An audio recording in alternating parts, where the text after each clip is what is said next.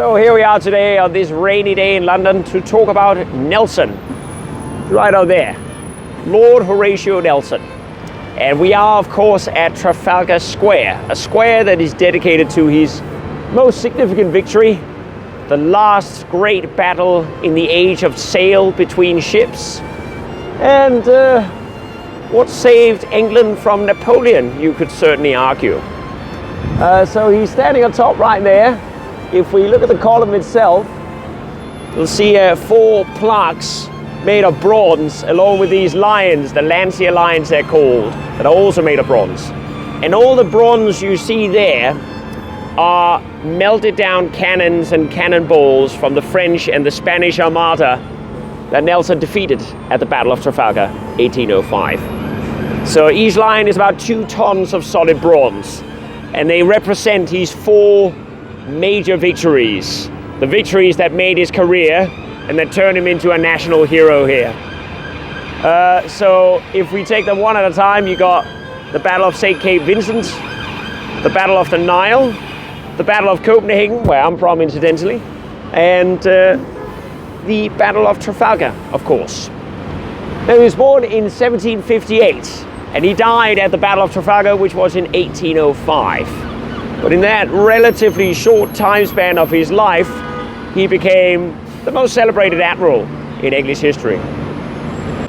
Cool, so we are here at the site showing the Battle of St. Cape Vincent.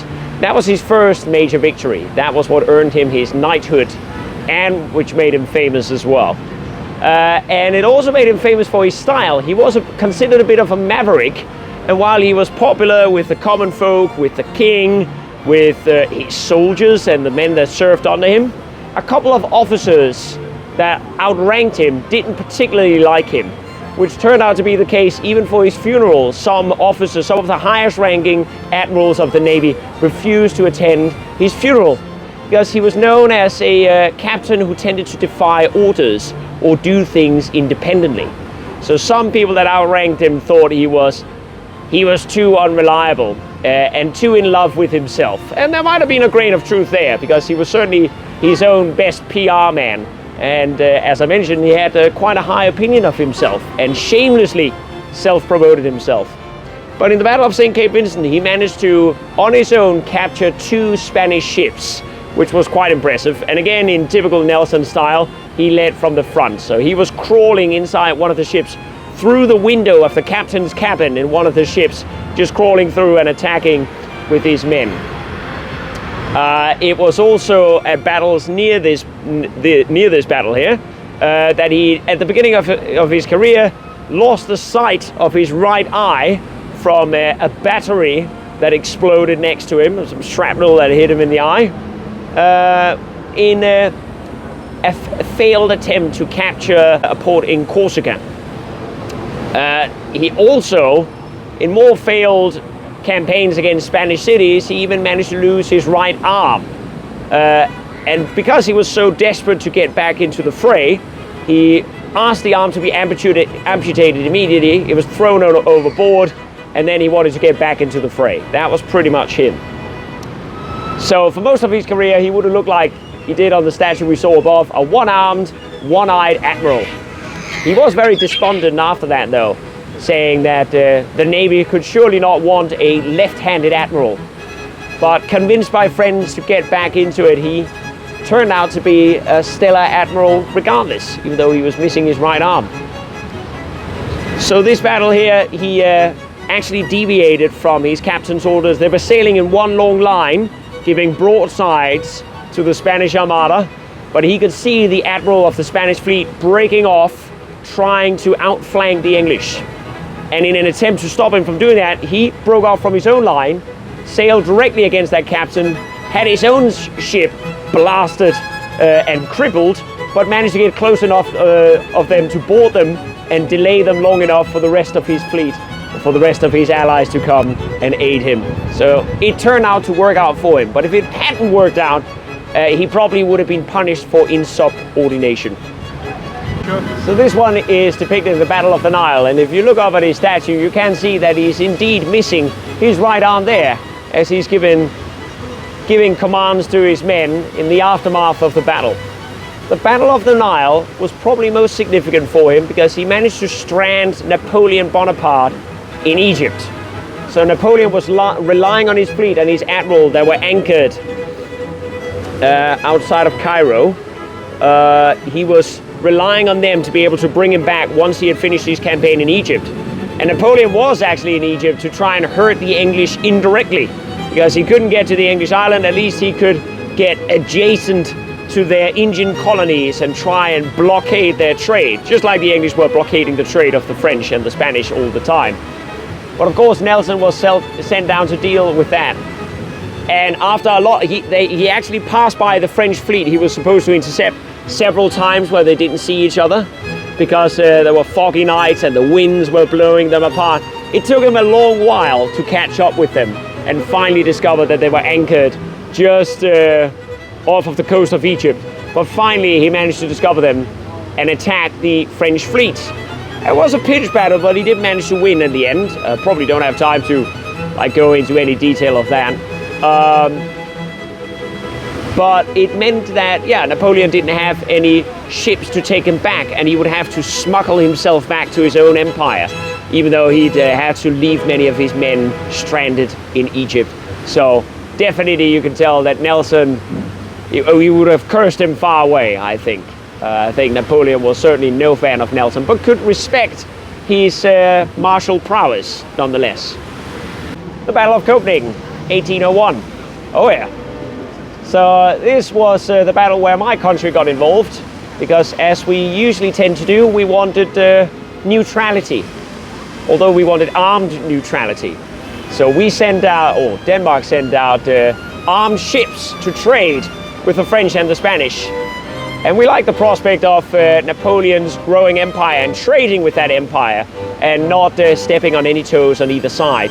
But the British saw it a different way and decided to put an embargo on the Danish ports, and especially in Copenhagen, because if you look at a map of Copenhagen, you'll see it's a very, very slim bottleneck of sea between the Baltic Sea and the Kattegat, as it's called, the little shallow bit of sea around Scandinavia that leads out to the North Sea.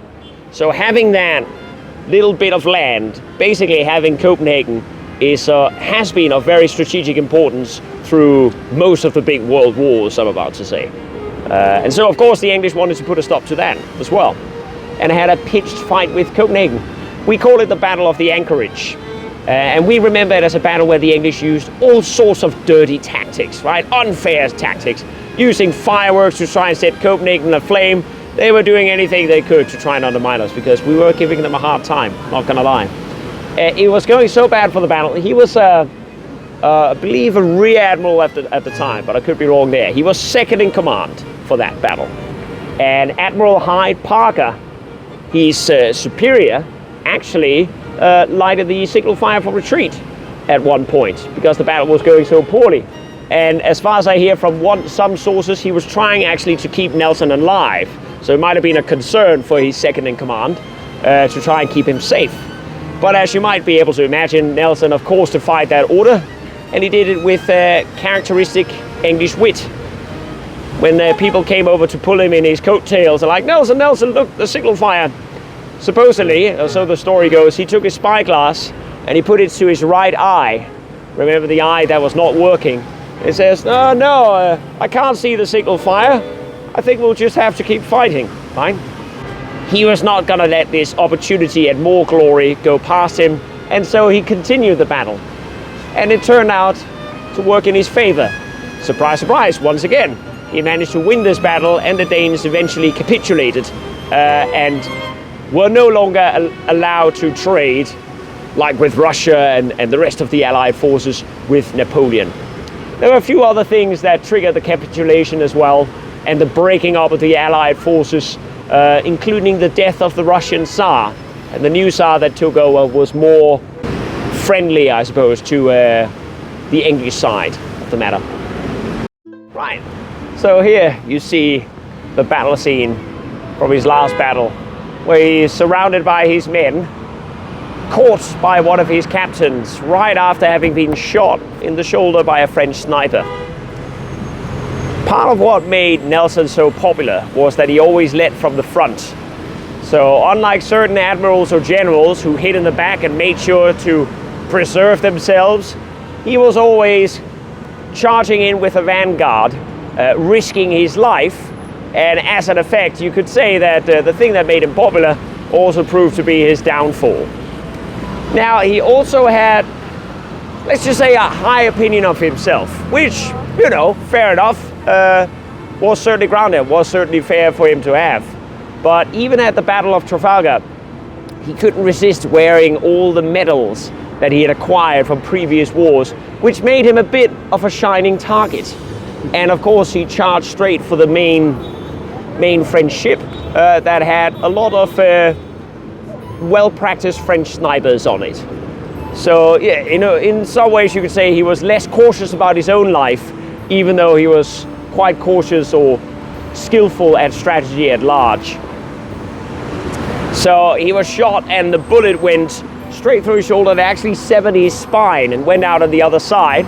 He was picked up by the ship's surgeon and is still at the Royal Navy Museum to this day, along with his uniform. And if you see his uniform, you can actually see the entry. You can see the little hole where the bullet went through his shoulder and proved his end. He was brought down below deck. There wasn't much they could do to save him. Even with modern medicine, it might have been difficult to keep him alive.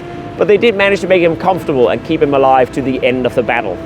And the battle, of course, ended in his victory, where he was told, "Nelson, you've won." And supposedly his last words were, "Thank God I've done my duty." And as soon as he learned the news that he had won, he died.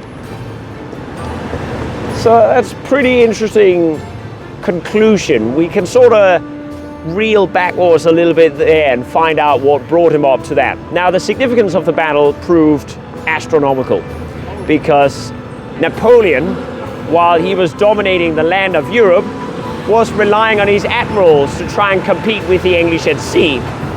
And this fellow Nelson kept foiling him and his plans when it came to the sea. So a little bit like a continual thorn in his side. That's what Nelson would have been to Napoleon's plans. And especially here at the end, winning Trafalgar and taking over 18 ships from the Spanish Armada and the French fleet without losing a single ship themselves meant that Napoleon's plans of invading England was delayed. And it turned out to be delayed long enough for the Duke of Wellington to defeat him at the Battle of Waterloo 10 years later. So in many regards, you could say that Nelson saved England against the French.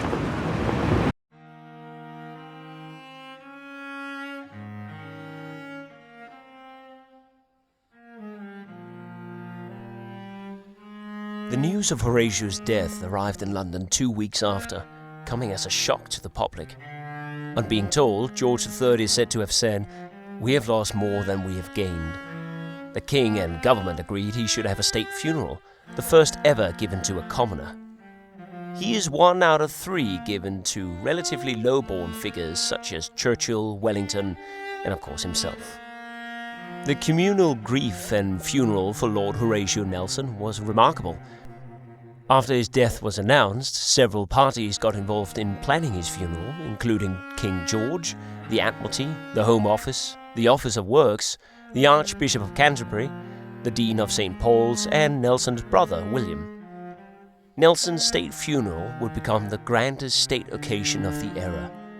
Arriving at Greenwich on the 23rd of December, 1805, his body lay in state in the Painted Hall of the Royal Hospital at Greenwich, surrounded by captured French and Spanish flags, and with the hall's walls shrouded in black drapes, from the 5th to the 7th of January, 1806. He was then placed in a lead coffin, enclosed by a much grander outer coffin made from the mahogany of the mast of L'Orient, the mighty French gunship he had defeated at the Battle of the Nile, as per his wish. It was decorated with 10,000 gilt nail heads forming pictures of Nelson's achievements, specially constructed in London. 30,000 people filed past to pay their respects to the long-gone admiral. We may think merchandise a hallmark of our era, but merchandise in his own day sold in droves after his death, especially with his famous saying, "England expects every man to do his duty."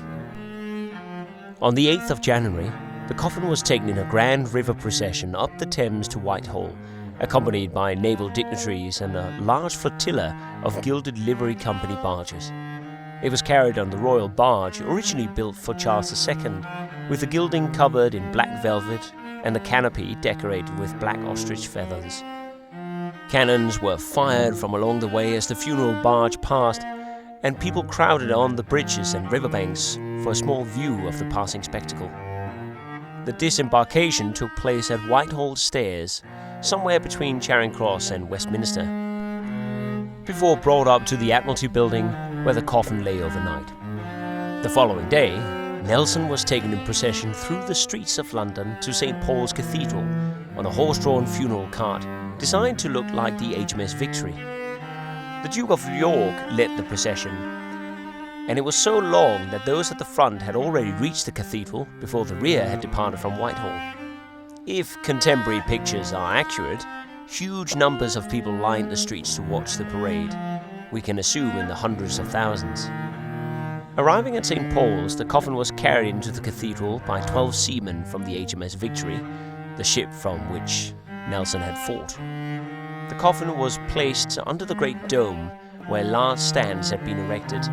Suspended from the dome was a huge lantern, specially made from 130 individual lamps, illuminating the ceremony below. Captured French and Spanish ensigns hung from the galleries, and hymns were sung by men and boys from the choirs of St. Paul's, Westminster Abbey, St. George's Chapel at Windsor, and the Chapel Royal. It was the decision of the Archbishop of Canterbury that Nelson should be buried above ground in the crypt immediately below the dome.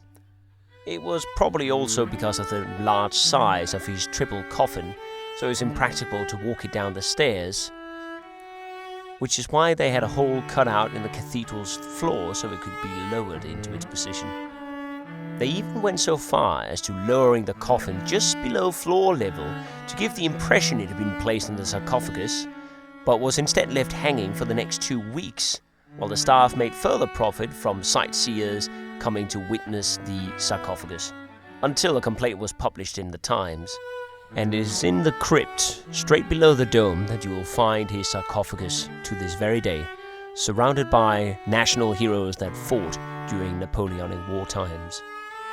An interesting poem was written by Robert Graves of the Viscount's funeral, in which he states, "At Viscount Nelson's lavish funeral, while the mob milled and yelled about St. Paul's, a general chatted with an admiral. One of your colleagues, sir, remarked today that Nelson's exit, though to be lamented, falls not inopportunely in its way.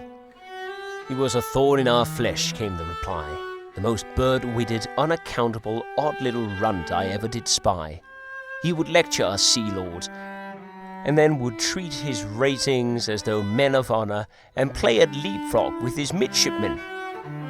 And the rest of the poem continues with the admiral complaining about Nelson, including his popularity with his men.